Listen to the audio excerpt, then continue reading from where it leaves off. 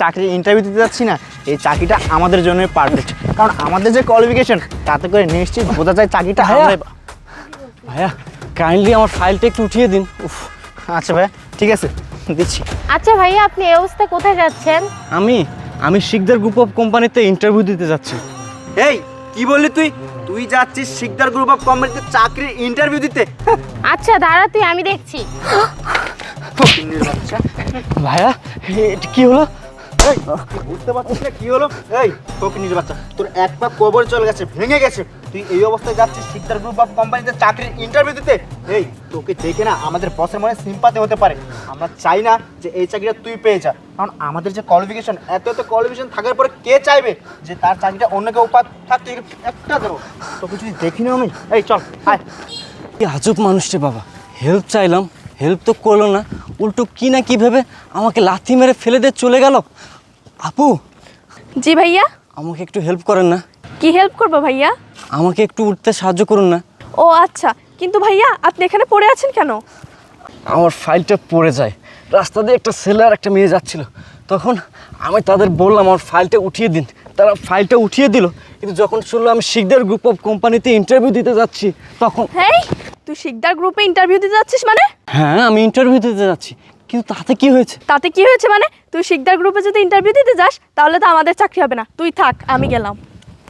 কি অদ্ভুত মানুষ রে বাবা, এই ব্যক্তিটাও আমাকে ধাক্কা মেরে ফেলে দিয়ে চলে গেল। হ্যাঁ আরে ভাইয়া, আপনার কি হয়েছে? আপনার এই অবস্থা কেন? আপু আমাকে একটু উঠতে সাহায্য করুন না। হ্যাঁ হ্যাঁ অবশ্যই, এবার বলুন আপনার এই অবস্থা কেন?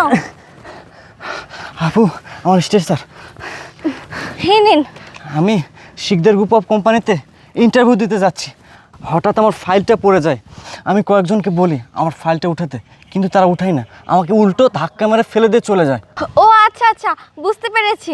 আপনি কিছু মনে করবেন না, পৃথিবীতে এমন কিছু মানুষ আছে তাদের মন অনেক নিকৃষ্ট, তারা মানুষের সাথে এরকমই করে। আপনি কিছু মনে করবেন না ভাইয়া, আপনি যেখানে ইন্টারভিউ দিতে যাচ্ছেন আমিও সেখানে ইন্টারভিউ দিতে যাচ্ছি, চলুন আমি আপনাকে আমার সাথে নিয়ে যাচ্ছি।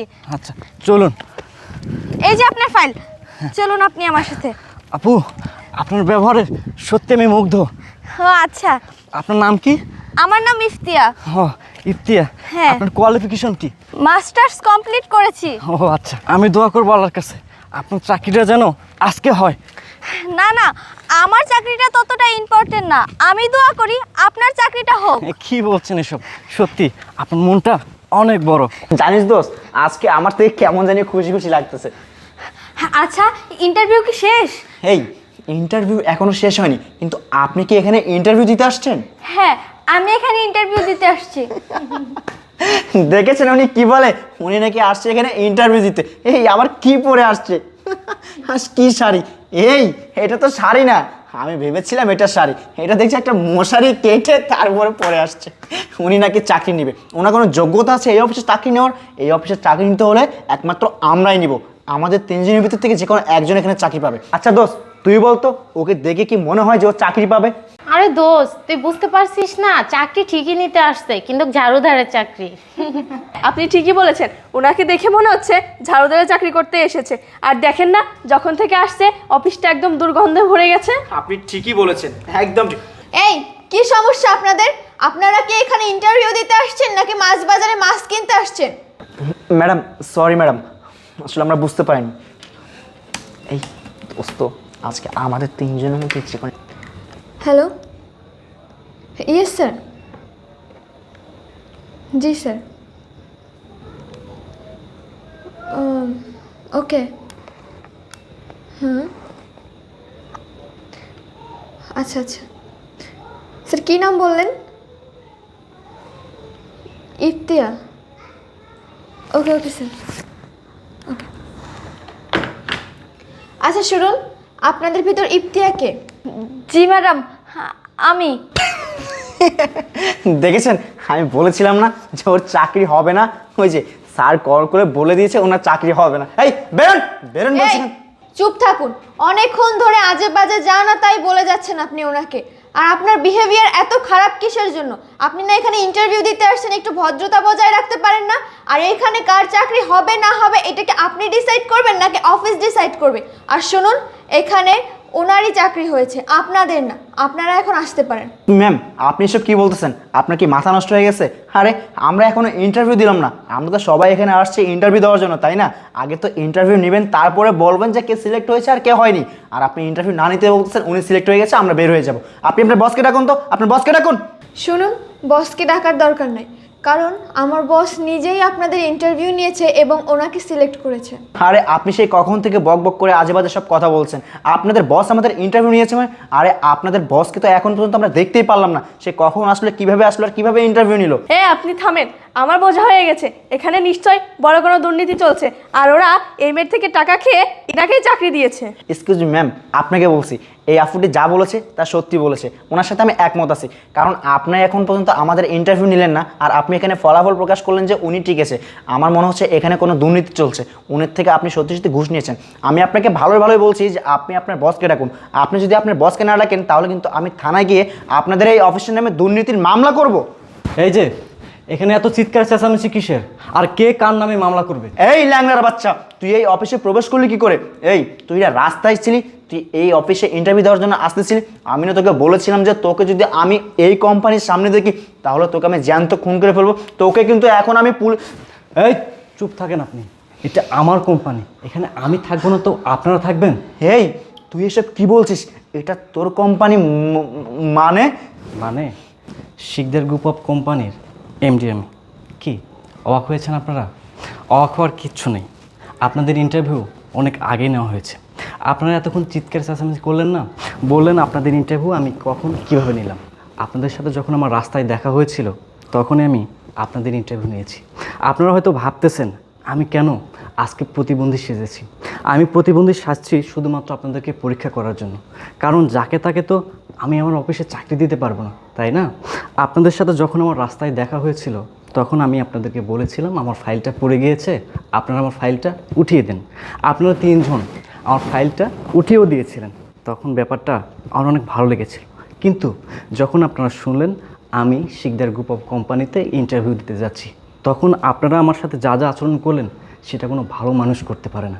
তখনই আমি আপনাদের বিবেক, মনুষ্যত্ববোধ, মেন্টালিটি অবজার্ভ করে ফেলেছিলাম, আমি মেপে নিয়েছিলাম।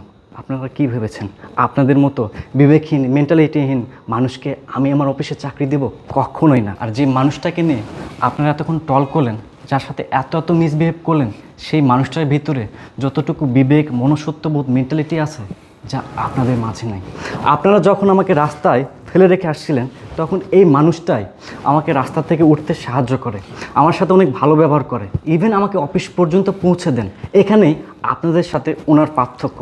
আপনারা হয়তো লেখাপড়া করে শিক্ষিত হয়েছেন কিন্তু সুশিক্ষায় শিক্ষিত হতে পারেননি, আর ওই ব্যক্তিটা সুশিক্ষায় শিক্ষিত হতে পেরেছে এবং আমার অফিসে চাকরি করার মতো যোগ্যতা শুধুমাত্র তারই আছে, আপনাদের মধ্যে নেই। আর আশিক সাহেব, আপনি আমাকে কি যেন বলছিলেন? শিকদার গ্রুপ অফ কোম্পানির এমডি অনেক ভালো মনের মানুষ, তিনি অনেক দয়ালু, দানশীল। হ্যাঁ, আমি অনেক দয়ালু, দানশীল একজন মানুষ, কারণ আমি কষ্ট করে এখানে আসছি। কষ্ট কি আমি সেটা বুঝি। এখন হয়তো আমার গাড়ি বাড়ি, টাকা পয়সা, ব্যাংক ব্যালেন্স সব কিছু হয়েছে, একসময় আমার কিচ্ছু ছিল না। আমি গ্রাম থেকে উঠে আসছি। আমি যখন গ্রাম থেকে আসি তখন আমার পকেটে ছিল মাত্র 700 টাকা।